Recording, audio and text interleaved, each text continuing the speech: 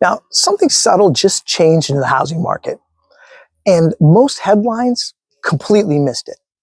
So what are we seeing right now? We're seeing homes sitting much longer than they have before. Offers are coming in much slower, and buyers are hesitating in ways they didn't just a few years ago. Not because people suddenly stopped wanting homes, they still do, but because the monthly cost changed how confident people feel about saying yes. Now, a lot of people can feel the shift. I imagine you guys can feel the shift too when you're looking at all these listings. There are more choices than there were a year ago. Price cuts, they appear more often than they did just a year ago. Homes are staying available longer than expected, and yet that feeling of financial comfort still isn't quite there. And the numbers technically improved, but the decision itself, it still feels heavy. Now, the housing market, it doesn't just respond to price levels. They respond to how secure people feel committing to a payment that lasts decades.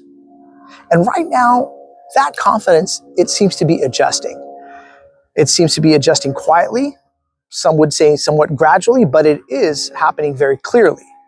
And at today's mortgage rates, which are in the mid 6% range, the monthly payment for a typical home often lands near $2,000 per month for principal and interest. And after taxes and insurance, many households are looking at totals closer to $2,500 per month.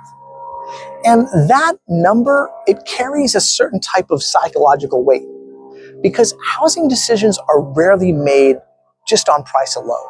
They're also made on comfort with a monthly obligation in mind.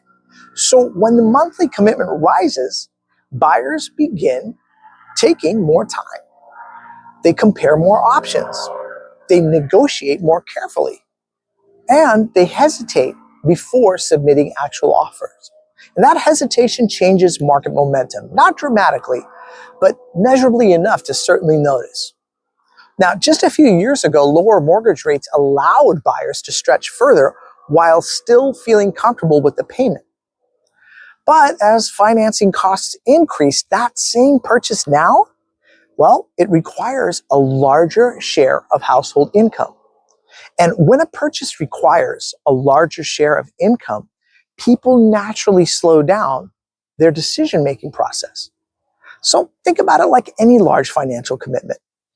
The higher the monthly obligation, the more carefully the decision is actually considered. And housing itself follows that same behavioral pattern. Energy costs have also influenced broader affordability picture. Higher transportation costs influence construction expenses. Right now, gas prices are just going through the roof. I don't know if you guys have seen in the Bay Area where for a record in the history, we had $8 per gallon in diesel. It's just insane. So it's influencing construction. And construction expenses, they're influencing pricing decisions. And inflation expectations influence rising rates or interest rates themselves. So each step feeds into the next. But the visible result itself becomes simple to see. The monthly housing obligation remains meaningfully relative to income, which encourages everyone to be a lot more cautious. But there is an important distinction to make here. A slower market does not always mean a weak market. Sometimes it means just a more selective market. Buyers are still present, but they are taking more time. They are evaluating more carefully. They are comparing financing options a lot more closely. And the slower pace, it can feel unfamiliar after the urgency of previous years that we've had. Now, builders have started adjusting to this shift in buyer behavior. In some areas, incentives have certainly increased. Price reductions are starting to appear more frequently, and mortgage rate buydowns are being offered more often. And these adjustments are not signals of a collapse necessarily. They are signals of negotiating returning to the process, which is not a bad thing. because for a period of time, negotiating had nearly disappeared.